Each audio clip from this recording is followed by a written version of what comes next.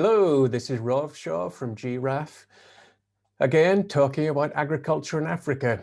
Instead of talking about agricultural projects from history, today I'm going to be talking about agricultural potential in Africa. Let's get the PowerPoint going.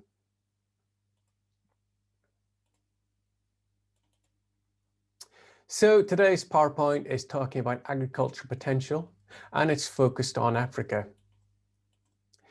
There's two key areas where Africa can increase its agricultural output. The first one is productivity of existing cropped land and farmed land. And the second one is bringing new land into production. Africa is only using about 2% of its renewable water supply. This is compared to a worldwide average of 5%. If you remember from my talk on water and water use, only a tiny proportion of the world's water supply is available for man's use for the production of agricultural crops. Africa is only using a tiny portion of that. It has great opportunities for increasing its use and efficiency of water supply through irrigation and the resultant increase in outputs from that.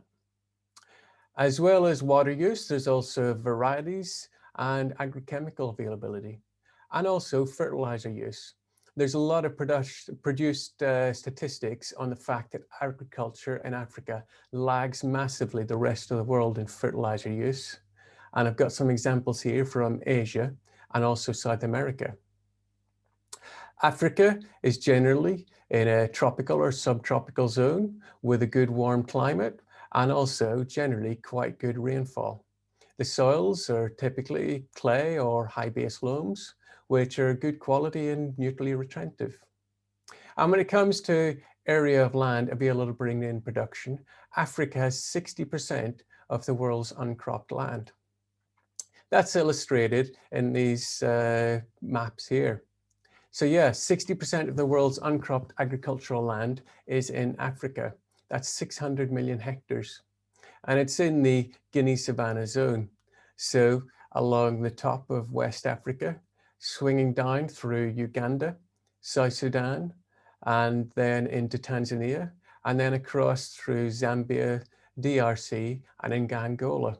And all this land, semi-grassland, scrub, savanna, is very easily brought into production. The FAO expect 400 million hectares of that is able to come straight into crop production. The other 200 million hectares improved grassland. When it comes to fertilizer use, this graph illustrates it perfectly. East Asia, Southeast Asia, South America are all using high levels of nitrogen, phosphate, and potash. Both North Africa and Sub-Saharan Africa lag behind quite dramatically. One of the biggest costs is logistics. That's why fertilizer use is so low. As well as it not just being available, the issue is transport costs. You can see the light brown in this shows how it greatly increases the cost of fertilizer in those three African countries. Ghana obviously being the best, but Uganda and Mozambique fertilizer prices are getting very high. The yield potential that's lost from existing land, it's only running about 1/3 to half of comparable output in Asia and South America. So this 20% shows what level of production they're getting in Sub-Saharan Africa.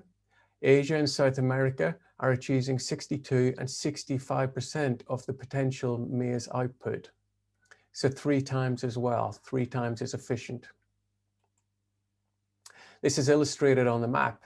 This color coding shows current production levels being cripplingly low, red and orange, and through good varieties, good fertilizer and agrochemical use, and sufficient irrigation, you can see there can be dramatic increases in existing production and also the land that can be brought into production. What's driving the demand for more food in Africa? We've discussed before the population growth.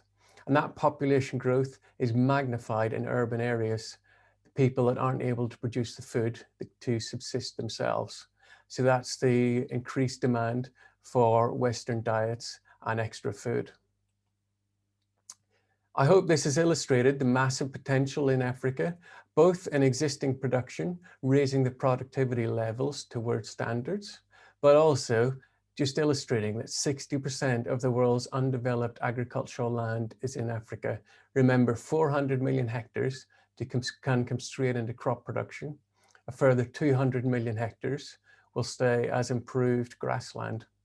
There's massive scope to feed Africa's population from within Africa, improving the balance of trade and creating employment for Africans themselves, helping them feed themselves. Thanks very much for now. Any comments on this? Be glad to get them on LinkedIn.